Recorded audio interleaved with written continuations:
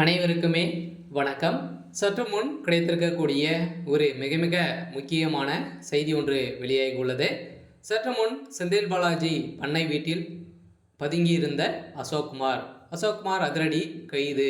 இது மாதிரி பார்த்தீங்கன்னா செய்திகள் வெளியாயிருக்கு. இப்போ பார்த்தீங்கன்னா அமலாக்கத்துறையால் பார்த்தீங்கன்னா செந்தில் பாலாஜியுடைய ஜாமீன் வழக்கை ரத்து செய்ய வேண்டும் என மனு பார்த்தீங்கன்னா கொடுத்துருக்கக்கூடிய நிலையில் தான் இப்போ நீதிமன்றம் வருகின்ற மார்ச் 4ஆம் தேதி பார்த்தீங்கன்னா அவருடைய வழக்கை விசாரணைக்கு எடுத்துக்கொள்ளப்பட போகின்ற நிலையில் தான் இப்போ செந்தில் பாலாஜியுடைய கதை ஒட்டுமொத்தமாக முடிய போகுது.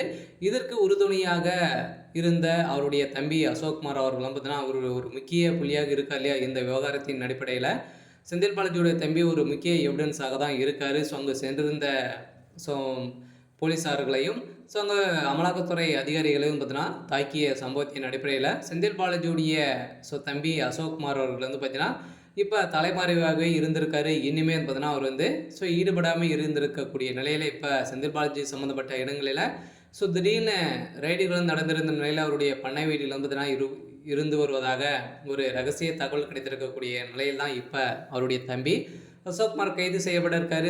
செந்தில் பாலாஜியோடைய வழக்கும் பார்த்தீங்கன்னா முற்றுப்புள்ளி வைக்கக்கூடிய மாதிரி தான் பார்த்தீங்கன்னா இப்போ நீதிமன்றம் அதிரடியாக இறுதி தீர்ப்பு வழங்கியிருக்காங்க.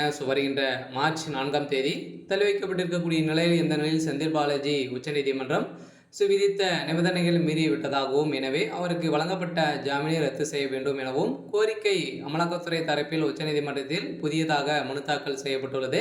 அதில் செந்தில் பாலாஜி அமைச்சராக பதவியேற்ற பிறகு சட்டவிரோதம் பண பரிவர்த்தனை வழக்கில் அரசு தரப்பு சாட்சிகள் சரியாக சாட்சி அளிக்க முன்வரவில்லை. சில முக்கியமான சாட்சிகள் அவரது துறையில் இருப்பதாக முன்பாகவே பணியாற்றியிருக்கிறார்கள். இதில் செந்தில் பாலாஜியும் வழக்குக்கு விசாரணையை இழுத்தடிக்கும் நோக்கில் தான் பார்த்தீங்கன்னா இப்போ விசாரணைக்கு இந்த மாதிரி ஆஜராகி இருக்கக்கூடிய நிலையில் இப்போ மிகப்பெரிய சம்பவம் நடந்திருக்கு. இந்த சம்பவத்தின் அடிப்படையில் செந்தில் பாலாஜியுடைய தம்பி அசோக்குமார் அவர்களும் பார்த்தீங்கன்னா இதில் சிக்கியிருக்காரு.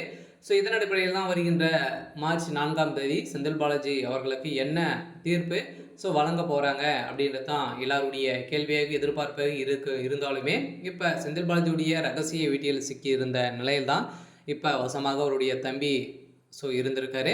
அதனால் அதிரடியாக நீதிமன்றத்தில் பார்த்தீங்கன்னா இப்போ ஆஜர்படுத்தியிருக்க நிலையில் வருகின்ற பிப்ரவரி மார்ச் 4ஆம் தேதி இவருக்கு பார்த்தீங்கன்னா ஜாமீன் ரத்து செய்யப்படுவதாக மீண்டும் புழல் சிறைக்கு அடைக்கப்படுற. அதனால் பார்த்தீங்கன்னா செந்தில் பாலாஜியுடைய தம்பியும் சிறைக்கு செல்லத்துக்கான அனைத்து ஏற்பாடுகள் தான் நடந்திருக்கு. இருந்தாலும் என்ன அமலாக்கத்துறை சட்ட இதுவரை வழக்கை முறைப்படி சாட்சிகளை குறைத்து நிரூபிக்க முடியவில்லை. ஆனாலுமே அவர் தம்பியை ஆஜர்படுத்தி செய்யவில்லை, கண்டுபிடிக்கவில்லை என ஜாமீன்வாதி அமைச்சராக ஏன் அனுமதிக்கப்படுகிறார் அப்படின்ற மாதிரி மக்களிடையும் கேள்விகள் எழுப்பப்பட்டிருக்கு. இருந்தாலும் என்ன நடக்க போகுது அப்படின்றத வெயிட் பண்ணி பார்க்கலாம். இது மாதிரி செய்திகளை தெரிஞ்சுக்கணும் அப்படின்னா மறக்காமல் நம்மளுடைய சேனலை சப்ஸ்கிரைப் பண்ணி சப்போர்ட் பண்ணுங்கள். தேங்க்யூ.